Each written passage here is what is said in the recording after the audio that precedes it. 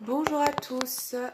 Très bien. Pour ce premier programme de construction, vous allez avoir besoin d'un critérium ou d'un crayon à papier très bien taillé. Vous allez avoir besoin d'une équerre et vous allez avoir besoin d'une règle.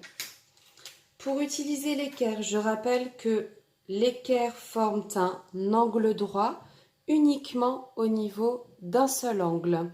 Pour pouvoir retrouver cet angle-là, vous venez glisser votre équerre au niveau du coin de la feuille et vous vérifiez bien que les bords de votre feuille suivent bien les bords de votre équerre. Si par exemple je place mon équerre comme ça, je vois que le bord de la feuille ici suit le bord de mon équerre, mais que le bord de la feuille ici ne le suit pas. Donc cet angle-ci n'est pas un angle droit. Il en est de même pour le troisième angle de l'équerre. Ici, ça suit bien le bord de ma feuille, mais ici, ça ne le suit pas. Cet angle-là n'est donc pas un angle droit. Et comme vous pouvez le voir, pour ne pas oublier où se trouve mon angle droit, j'ai rajouté avec un petit marqueur rouge, mais vous pouvez le faire de n'importe quelle couleur, le petit carré qui montre bien que mon équerre a un angle droit et que l'angle droit se trouve à cet endroit. Allons-y pour le programme de construction d'aujourd'hui. Petit 1, place le point A. Je fais une petite croix sur ma feuille et cette petite croix s'appelle A. Trace le segment AB tel que AB est égal à 4 cm. Je viens placer ma règle et je trace l'allure d'une droite qui passe par A. Le point B se trouve sur cette droite et il se trouve à 4 cm de A. Je mesure donc 4 cm et je viens placer ici mon point B. J'ai donc le segment AB qui mesure 4 cm. Je dois maintenant tracer le segment BC qui est perpendiculaire à AB et qui passe par B.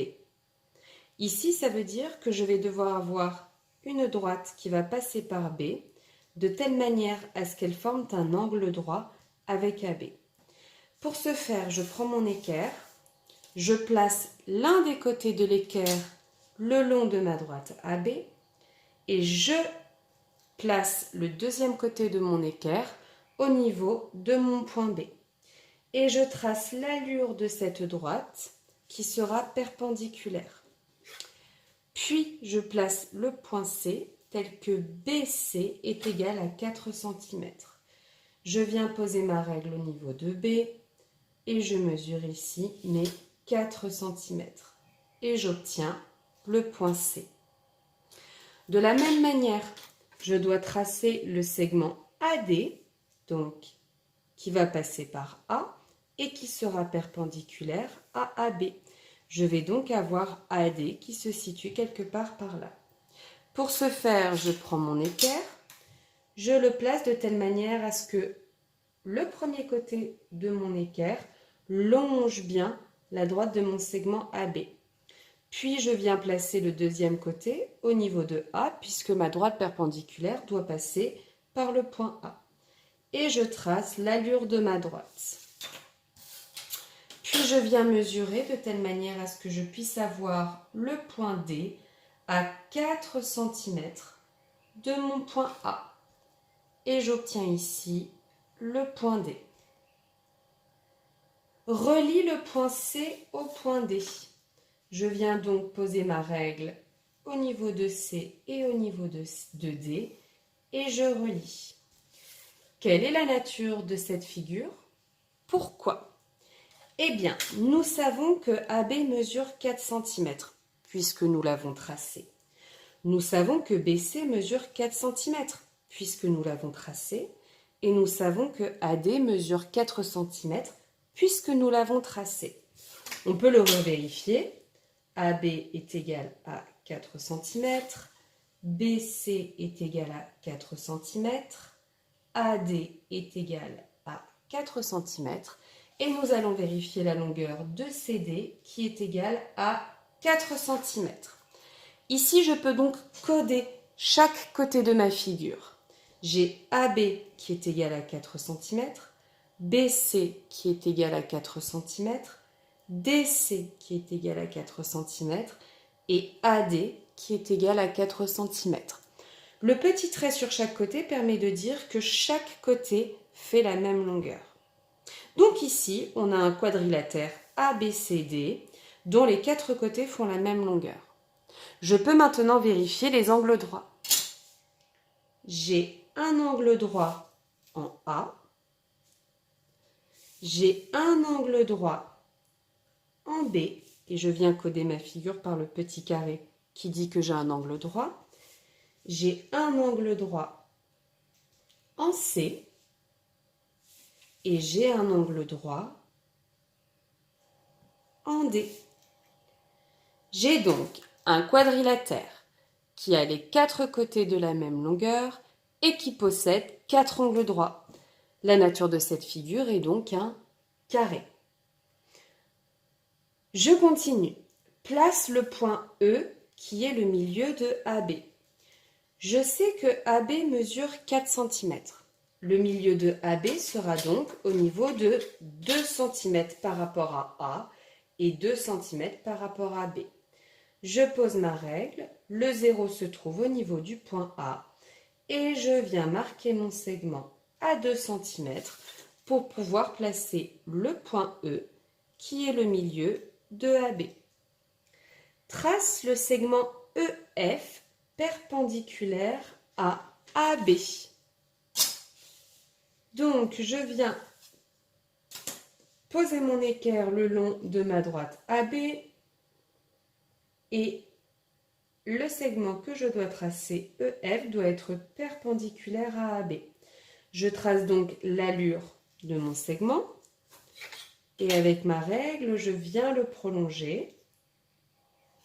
Tac, de telle manière que le point F soit à 3 cm de E. EF mesure bien 3 cm. Et ici, j'ai mon point F. Je dois maintenant relier le point F au point A. Je relie donc F à A et le point F au point B. Je relie le point F au point B. Tiens, qu'est-ce que j'obtiens ici comme figure? On dirait que ça ressemble à une maison. Trace le segment IH qui passe par D et par C. Donc ici, j'ai mon point D, j'ai mon point C. Je dois avoir IH qui passe par ces deux points. Pour ce faire, je prends ma règle, je la pose de telle manière à ce qu'elle longe mon segment DC et je viens avoir ma droite ici qui va porter les points I et les points H. Je vois que I est à gauche de D, donc I se trouvera quelque part par là et H se trouve à droite de C. H se trouvera quelque part par là. Et je sais ensuite que ID est égal à 5 cm. Je viens donc mesurer à 5 cm de D mon point I. Et mon point H se trouve à 3 cm de C. Je viens donc, en partant de C, mesurer ici mes 3 cm. Et pour finir, je dois tracer le segment le rectangle, IJKH, tel que IJ est égal à 9 cm, et ce rectangle doit être tracé de telle manière à ce qu'il encadre ma maison.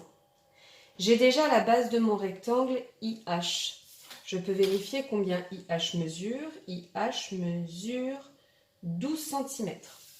Si j'essaye de le calculer, je sais que ID est égal à 5 cm puisque je l'ai tracé.